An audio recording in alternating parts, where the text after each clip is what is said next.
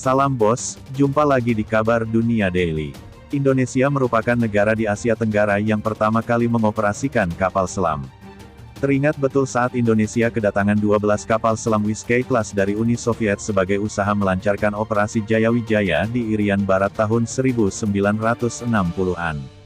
12 kapal selam Indonesia kala itu jadi yang terbaik di bumi bagian selatan.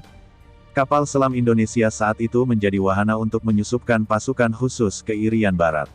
Adanya Wisky-Class juga membuat Belanda berpikir keras melacak keberadaannya. Wajar karena Wisky-Class merupakan kapal selam terbaik pada masanya. Uni Soviet memang tepat menjual Wisky ke Indonesia.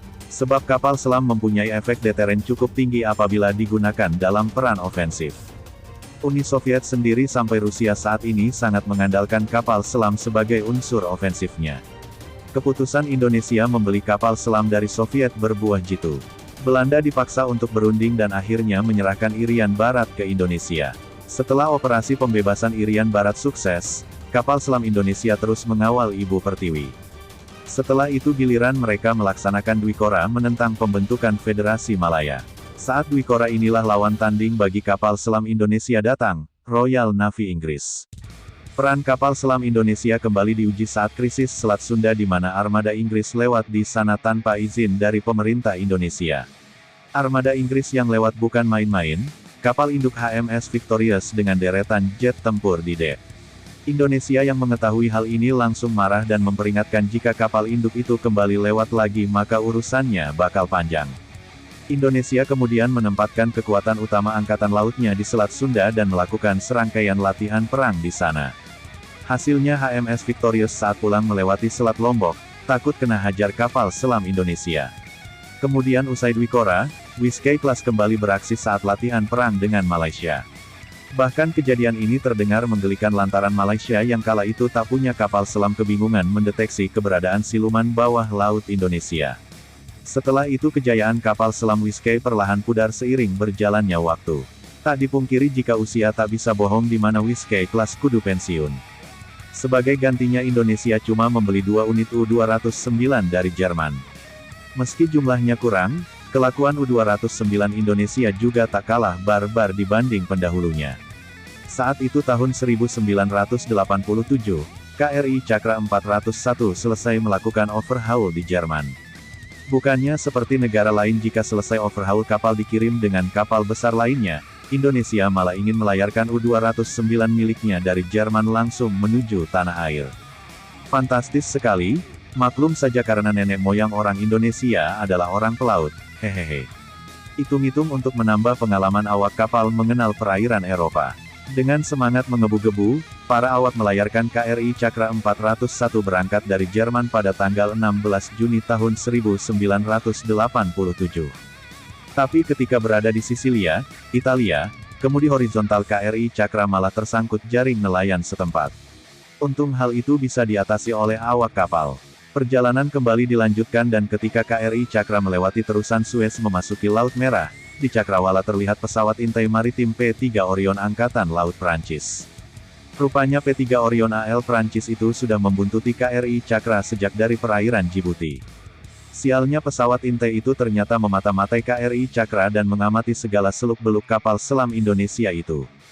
Geram dengan sikap tak bersahabat pesawat itu, Komandan kapal lantas memerintahkan KRI Cakra menyelam cepat, dive crash, sedalam 75 meter di bawah permukaan laut untuk menghindari pantauan P-3 Orion.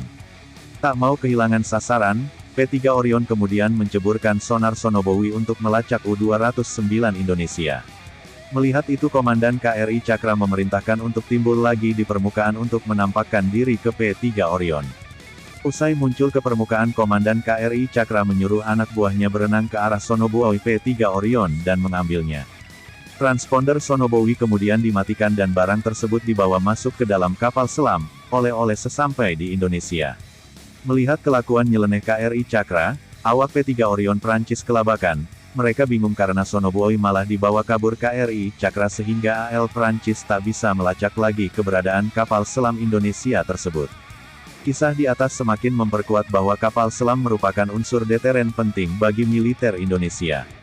Maka Indonesia berkeinginan untuk mampu membuat torpedo secara mandiri sebagai senjata utama kapal selamnya.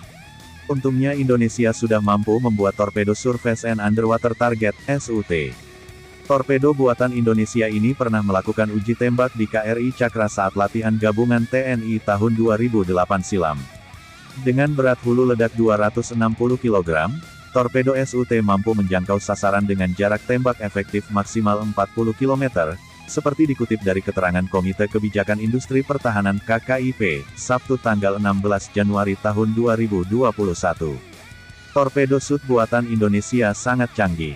Ia memiliki tingkat kebisingan sangat rendah sehingga sulit untuk dideteksi lawan lantaran menggunakan motor listrik. Sebuah prosesor juga ditanamkan di kepala torpedo untuk menghindari jamming lawan. Sasaran torpedo buatan Indonesia ini ialah kapal selam dan kapal permukaan musuh. Tapi siapa sangka pada tahun 1980 saat keadaan ekonomi susah dan rakyat membutuhkan sembako, Indonesia menjual torpedo canggihnya ini ke Taiwan. Taiwan membutuhkan torpedo Indonesia yang sudah berlisensi dari Jerman ini untuk mempersenjatai kapal selam Qianlong kelas miliknya. Indonesia tak serta-merta menerima uang atas penjualan torpedo ini di mana mereka menukarnya dengan 100.000 ton karung berisi beras. Karena bagi Indonesia mungkin lebih baik mengamankan badan bagian tengah ini sebelum mengamankan Nusantara. Kelas Qianlong dilengkapi dengan torpedo kelas berat AEG SUT 264 buatan Jerman. Indonesia menjual torpedo SUT produksi berlisensi ke Taiwan pada 1980-an, dengan imbalan uang, kapal pendarat, dan 100.000 ton beras, ungkap Naval News pada tanggal 25 Juli tahun 2021. Tapi kini Indonesia tetap memiliki kemampuan membuat torpedo untuk armada kapal selam miliknya. Jayalah Indonesia, NKRI harga mati. Terima kasih telah menonton Kabar Dunia Daily. Like dan subscribe sebagai bentuk dukungan untuk channel ini.